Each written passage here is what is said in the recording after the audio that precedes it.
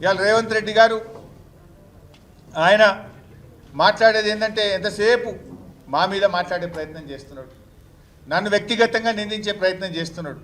నీ చరిత్ర ఏందో నా చరిత్ర ఏందో రాష్ట్ర ప్రజలకు తెలియదా? నేను నీలాగా మాట తప్పిటోని కాదు. ఏమన్నా వెనకట నువ్వు కొడంగల్లో ఓడిపోతే రాజకీయ సన్యాసం తీసుకుంటా అన్నావు, ఓడిపోలేదా? నువ్వు రాజకీయ సన్యాసం తీసుకున్నావా? నువ్వు మాట తప్పిన చరిత్ర నీకున్నది.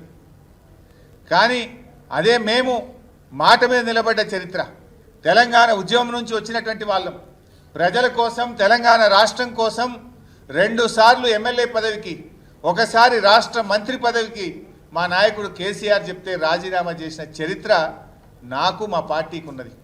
నువ్వేమో చంద్రబాబు సంకల జొర్రి రైఫిల్ పట్టుకొని ఆనాడు తెలంగాణ ప్రజల మీదకి బయలుదేరిన చరిత్ర నీది.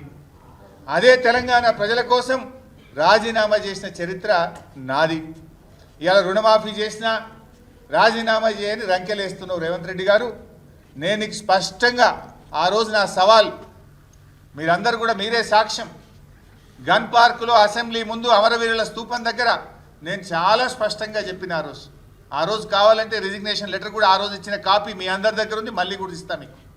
ఆ రోజు చాలా స్పష్టంగా చెప్పిన 15 ఆగస్టు లోపు రుణమాఫీ సంపూర్ణంగా చేయాలని, 6 గ్యారంటీల్లో ఉన్న 13 హామీలను సంపూర్ణంగా చేయండి, నేను నా పదవి వదులుకోవడానికి సిద్ధంగా ఉన్నా అని చెప్పిన. రాష్ట్ర ప్రజల కంటే రైతుల కంటే నా పదవి నాకు ముఖ్యం కాదు అని చెప్పిన. కానీ జరిగిందేంది?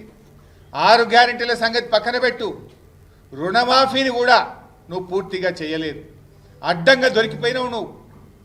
నేను అనుకున్నట్లే రుణమాఫీ పేరిట రైతుల నెత్తిన కాంగ్రెస్ టోపీ పెట్టిండు రేవంత్ రెడ్డి గారు. ఇది కవర్ చేసుకోవడానికి, తన డొల్లతనాన్ని, తన ఫెయిల్యూర్ను కవర్ చేసుకోవడానికి ముఖ్యమంత్రి గారి పదవి, ఆ పదవి యొక్క స్థాయిని దిగజార్చే విధంగా రోత ప్రచారం మొదలుపెట్టిండు. అధికారంలోకి వచ్చింది, మేము 2 లక్షల రుణమాఫీ చేస్తామని చెప్పింది. మీరు ఆనాడు ఎలక్షన్లలో కూడా రెచ్చగొట్టిండ్రు, పోండి తొందరగా అప్పులు తెచ్చుకోండి, మేము అధికారంలో రాగానే 2 లక్షల రుణమాఫీ చేస్తామన్నారు. పోనీ తీరా అధికారంలోకి వచ్చినాక జరిగింది ఏంటంటే 8 నెలలు గడిచినాక ఇవాళ రుణమాఫీకి గండి కొట్టినావు.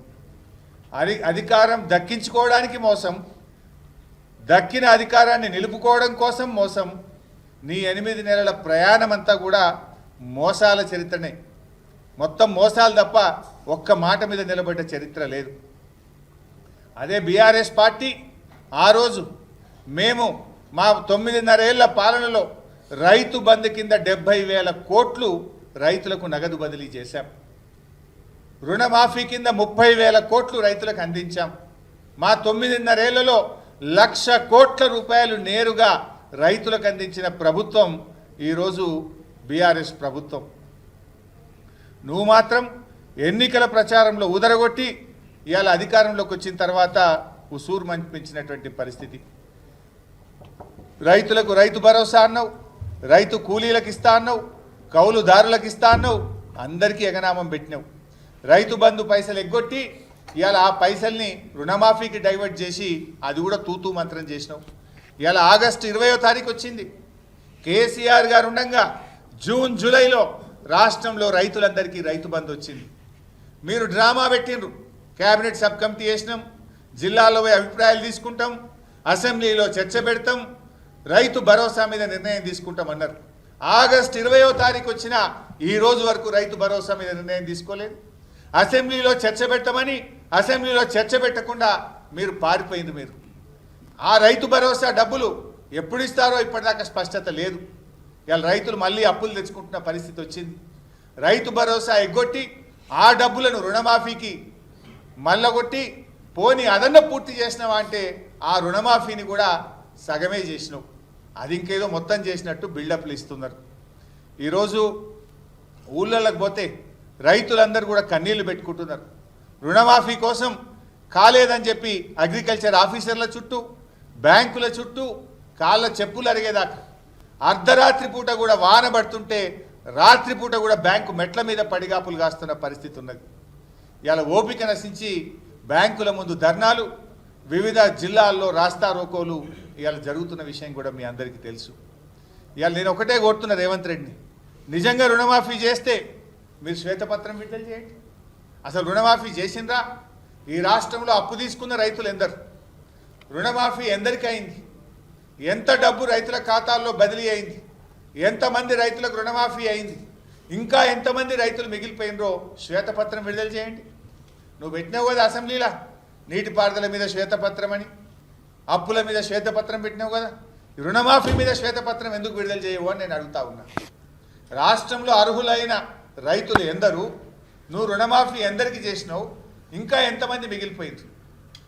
ఎన్నికల ముందు 40,000 కోట్లంటివి, క్యాబినెట్లో 30,000 కోట్లంటివి, చేసిందేమో 17,000 కోట్లు. 17,000 కోట్లు అన్నది కూడా బోగస్ లెక్కలే. ఇవాళ ఆ 17,000 కోట్లు కూడా ఈ రోజుకు రైతుల అకౌంట్లలో పోలేదు, రైతుల ఖాతాల్లో పడ్డది ఎన్ని. ఇలా చాలా ఈ 17,000 కోట్లు కూడా రిటర్న్ వస్తూ ఉన్నాయి. ఏది? ఆధార్ కార్డు పాస్బుక్ మ్యాచ్ కాలేదని, రేషన్ కార్డు లేదని, నువ్వు వేసిన 17,000 కోట్లలో కూడా చాలా బయటకు వచ్చినాయి. దమ్ముంటే, నీతి నిజాయితీ ఉంటే శ్వేతపత్రం విడుదల చేయాలని నేను ముఖ్యమంత్రిని డిమాండ్ చేస్తాను.